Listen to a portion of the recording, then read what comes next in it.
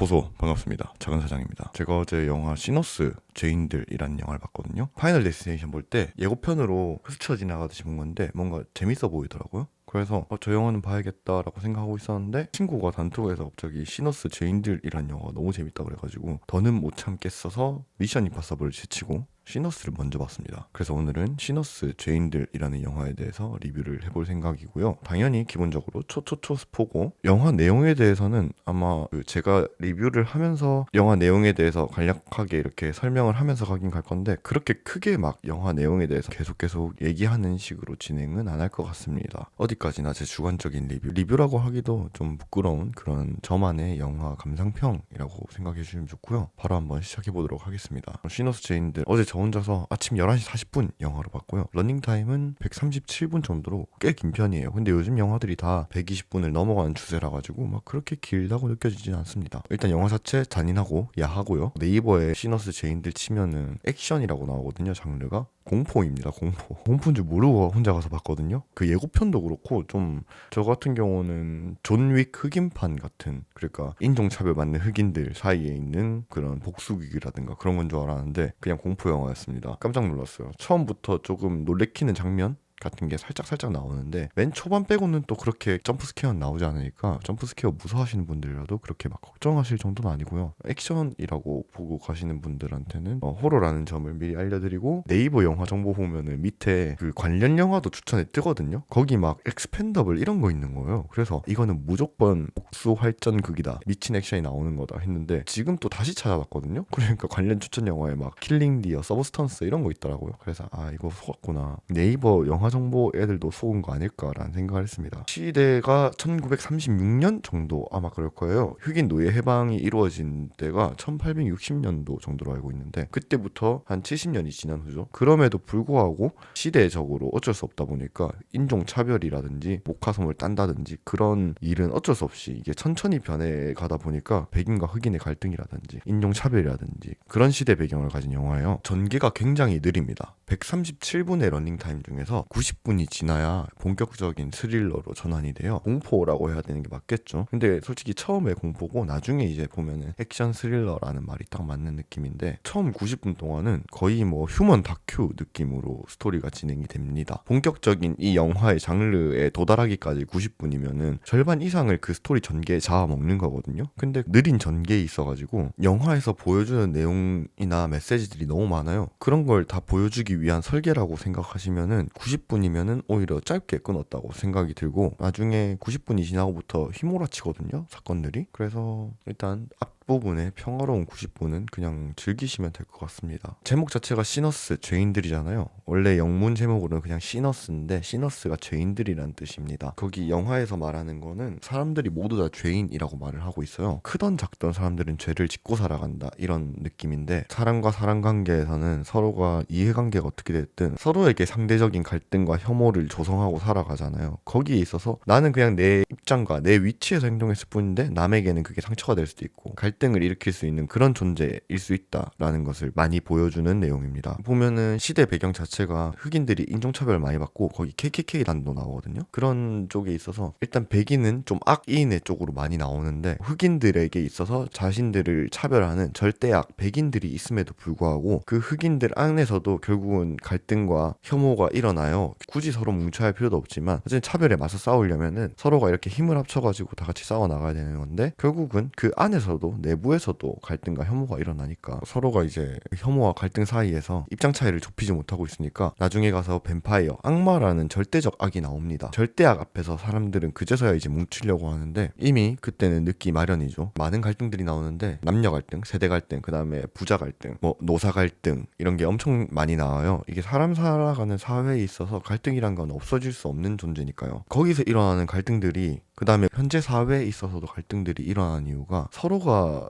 틀린 게 없어서 그렇다고 생각을 하거든요. 그리고 거기 있어서 본인의 입장이 있기 때문에 양보할 수 없기 때문에 그 갈등은 해소되지 않고 계속 일어나는 거겠죠. 단적인 예로 그 안에 보면은 쌍둥이 형제가 나와요. 쌍둥이 형제가 라이브 바를 차립니다. 동업이죠, 쌍둥이끼리. 형은 강경파고 동생은 온건파예요. 처음으로 흑인 전용 라이브 바를 만들어서 개업을 했는데 흑인들은 돈이 애초에 많지 않습니다. 모카시를 따고 그러기 때문에 경제적인 활동을 하는 데 있어서 부족함이 많아요. 그러다 보니까 지역 화폐를 거기서 쓰거든요. 그러니까 농장 화폐라고 그래요. 농장 화폐를 가져와가지고 자기들한테 자꾸 처음 오픈 개업한 날 농장 화폐를 자꾸 주고 술을 사 먹으니까 강경파인 형은 아니 무조건 현금만 받아라. 이대로 가면은 2달 뒤에 이 바는 파산이다. 현금이 없으니까. 그런 입장을 보여주고 있고, 동생은 아니 지금 여기 놀러온 사람들 다 이때까지 힘들게 일했고 농장에서 이 지역 카페 하나 벌려고 엄청나게 노력한 사람들이다. 그런 사람들을 위해서 조금 나눠주는 게 아깝냐 이런 식으로 서로 갈등이 보여주는데, 여기 있어서 둘 다 틀린 말을 하는 게 아니잖아요. 서로 다른 말을 하는 거지. 물론 경영적인 입장에서 보면은 당연히 지역 카페를 받으면 안 되는 게 맞고, 좀 더 인류의 적으로 보면은 같은 흑인에다가 서로가 서로를 위로해줘야 되는 상황에서 지역 화폐를 받고 그들에게 행복을 나눠줄 수 있다면은 당연히 또 그렇게 하는 게 맞죠. 이런 식으로 서로가 생각하는 게 너무나도 다르다 보니까 사람들이 의견 차이를 좁히지 못하고 계속해서 갈등이 일어나는 것이죠. 바에서 다 같이 춤을 추고 즐기다가 절대적인 악이 나타나요. 아까 말씀드렸던 뱀파이어인데, 뱀파이어에게 물리면은 본인도 절대 악 뱀파이어가 됩니다. 좀비 같은 거예요. 그 악이 모두를 집어삼켜가지고 사람들이 전부 뱀파이어가 된다면은 서로 안 싸우거든요. 그러면은 그 절대악은 선이라고 볼 수 있을까요? 원피스에 보면은 정상결전할 때 도플라밍고가 정의는 가난한 자, 부유한 자 이렇게 따지는 게 아니고 무조건 승자만이 정의라고 얘기를 하잖아요. 피안도라는 만화를 보시면은 뱀파이어 흡혈귀에 대한 내용이거든요. 처음에는 뱀파이어가 인간을 정복하려고 했다가 그거를 정복당하지 않기 위해서 인간이 막 싸우는 내용이었는데, 지금 내용은 뱀파이어가 이미 일본을 다 장악해버려가지고 일본은 뱀파이어의 나라가 됐어요. 그래서 자기들끼리 너무 행복하게 살고 있어요. 근데 이제 주인공인 아키라가 일본 도시 안에 숨어 들어가지고 인간의 몸으로 평화롭게 살고 있는 무고한 뱀파이어들을 막 썰어 제낀단 말이에요. 그럼 거기 있어서 진짜 악은 누구일까요? 라는 그런 말이죠. 사람들은 다 각자의 정의와 각자의 선을 들고 살아가니까 당연히 아키라 입장에서는 뱀파이어를 썰고 다니는 게 맞고, 그 다음에 뱀파이어 입장에서는 대장 뱀파이어 미야비 빼고는 다 그냥 억울한 희생자에다가 뱀파이어가 된 지금의 삶을 충실히 살아가면서 사회의 일원으로서 열심히 살아가고 있었을 뿐이었습니다. 진짜 악이 누굴까요? 거기 있어서 주인공 세미에게 노래를 함께 부르자고 하는 악마 뱀파이어랑 음악은 악마를 부른다고 하면서 세미의 꿈을 펼치지 못하게 세미를 가둬버리는 목사 아버지, 이 둘 중에 세미한테는 오히려 뱀파이어 쪽이 정의이고 선일 수도 있죠. 니콜 키드먼 주연 영화인 인베이전이란 영화가 있어요. 거기서도 인간의 감정을 다 빼앗는 외계 기생충이 나오는 영화인데, 그 영화에서도 인간들이 감정을 전부 다 뺏기니까 아무런 갈등도 일어나지 않고 전쟁도 안 일어나고 서로가 그냥 서로 할 일만 하고 살아가요. 서로에게 갈등도 생기지 않고. 그런데 거기 있어서 그게 정말로 사람들이 살아가는 사회인가? 그 기생충을 모두 물리치고 나서 그 영화에서 엔딩으로 뉴스에서 막 전쟁이 일어나고 이런 범죄가 일어나고 하면서 사람들이 그걸 또 회의적으로 보는 씬이 나오는데, 거기 있어서도 비슷한 문제를 던지고 있죠. 사람을 살아가는 데선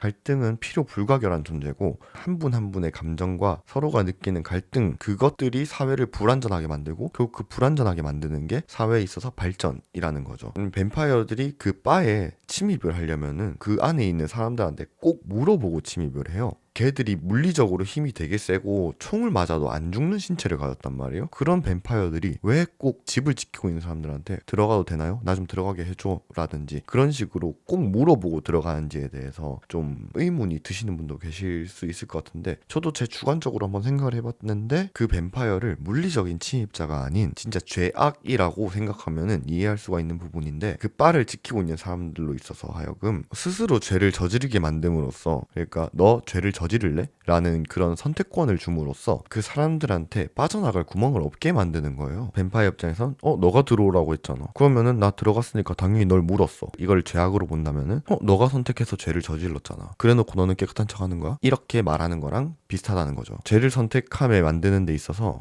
분노를 유발하든 동정심을 유발하든 그 사람이 스스로 죄악을 선택하게 만들어 버리는 것입니다. 그 이유가 어떻게 되었던 그 바 안에 있는 사람들은 스스로 뱀파이어를 불려서 안으로 들여보내주었고, 그럼에도 불구하고 그 죄악인 뱀파이어들과 싸워나가면서 이겨낸 사람도 당연히 존재하겠죠. 바 안에서 싸우는 불완전한 사람들이 죄를 스스로 받아들임으로 인해서 사람은 그렇게 해서 완전한 존재가 될 수 있다라는 사실을 관가한 뱀파이어였기 때문이라고 생각합니다. 주제 자체가 처음에 영화가 시작할 때 때 음악은 모든 사람을 행복하게 만들고 하나로 묶지만 그 음악을 듣고 오는 악을 조심해야 된다. 뭐 이런 식으로 나와요. 그만큼 음악으로 시작되는 영화고 음악으로 끝이 나는 영화인데 그 음악이 진짜 미쳤어요. 제가 음악을 들어봤자 어차피 가요밖에 안 듣지만 그걸 들으면서 이게 클래식인지 블루스인지 컨트리인지 일렉인지 모를 정도로 모든 음악 장르를 다 섞어놨어요. 거기 나오는 메인 테마송이 듣다 보면은 귀에 너무 거슬리고 너무 불협화음이거든요. 근데 그 음악이 이 영화를 너무 잘 말해주고 그리고 그 불협화음이 너무 잘 만들어진 불협화음이라 가지고 완벽한 음악을 선사합니다. 제가 앞서 말한 사회가 약간 그런 느낌 아닐까요? 모든 사람들이 다 불협화음을 내고 살아가고 있지만 사람들이 서로 이해하고 서로 양보하고 서로 싸우기도 하면서 불협화음을 일으키지만 완벽한 불협화음을 일으켰기 때문에 지금 이 세상이 생겨났다고 보여지거든요. 세미의 음악이 되게 특별해요. 세미는 엄청난 음악적인 힘을 가지고 있어가지고 세미의 음악은 모든 시대와 국적의 영혼들을 불러 모아가지고 다 같이 음악을 즐기게 만드는 그 정도의 음악적 파워를 가지고 있는 주인공이에요. 그런 세미는 음악적으로 완전하지만 굉장히 불안정한 존재입니다. 세미는 사회적 경험이 별로 없지만 본인 주변에서 일어나는 많은 일들로 인해서 한창 배워나가고 있는 성장기의 단계예요. 쌍둥이 사촌 형제의 불법적인 일을 통해서 얻은 돈으로 모든 사람들을 즐겁게 만들어준 이런 라이브 바를 차리는 게 과연 옳은 일인가? 남편이 있는 여자와 사랑에 빠지는 게 과연 옳은 일인가? 목사 아버지의 가르침을 벗어나서 내가 원하는 음악을 하고 있는 이 길이 과연 내가 맞는 일인가? 그런 겪어보지 못한 상황들에 있어서 본인은 이제 선택해야 되는 단계고 각자의 입장으로서 순수하게 생각을 해보면서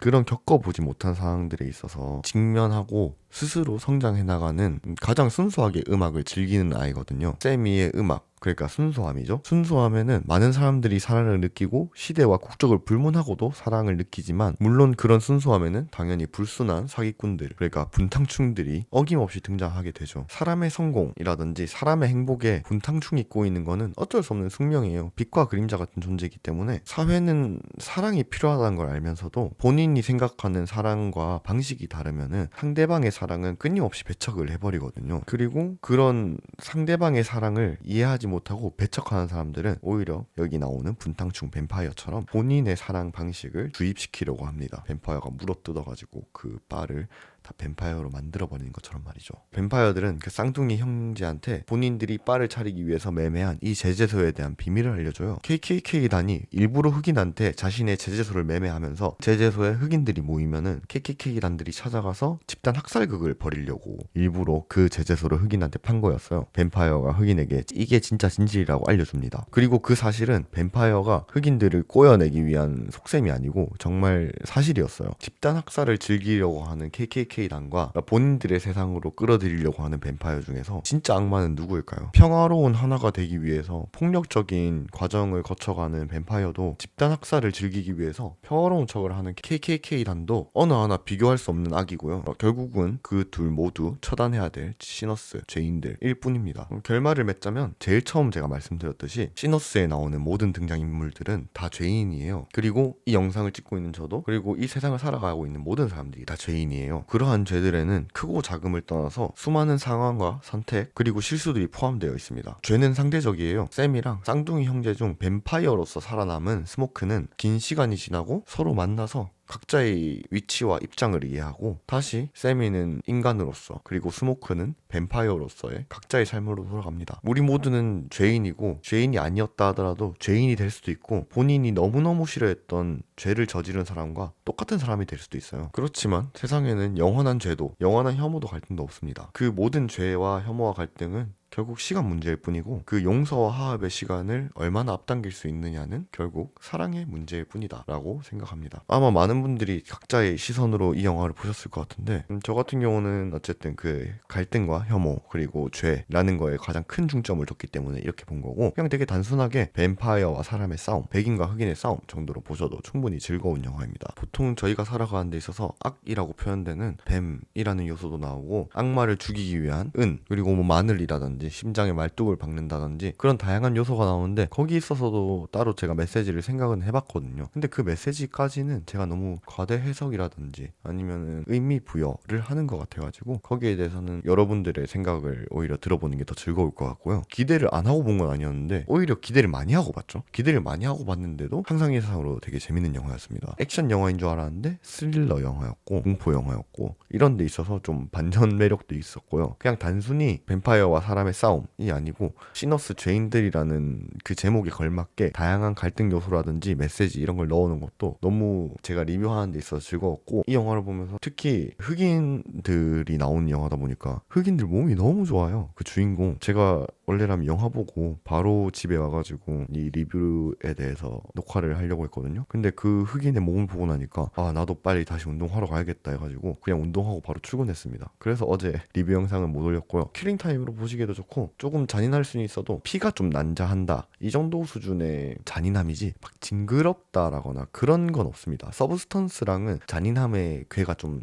달라요. 서로 다른 잔인함을 보여줍니다. 그렇게 잔인한 건 아니에요. 또 19세 영화라 가지고 신분증 검사하고 들어가는데 신분증 검사하니까 기분 좋더라고요. 어쨌든 그렇습니다. 시너스 같은 영화가 되게 많이 나왔으면 좋겠어요. 제가 원래라면 그 시대극이라고 하는 게 맞죠. 시대극을 별로 안 좋아하는데 이 영화를 보면서 이런 메시지를 던지기 위해서 시대극을 사용을 하는구나 라는 것도 다시 한번 생각해 볼 수 있었고요. 다음 볼 영화는 미션 임파서블이 될 것 같아요. 미션 임파서블은 뭐 보고 그냥 즐거웠다 하고 리뷰를 안 할 수도 있는데 어쨌든 또 미션 임파서블도 씹고 뜯고 맛보면은 어떤 얘기가 나올지 모르니까요. 네, 어쨌든 그렇습니다. 들어주셔서 봐주셔서 감사하고, 이상 시너스 죄인들을 재밌게 보고 온 사장이었습니다. 오늘은 여기까지. 뽀뽀 쪽.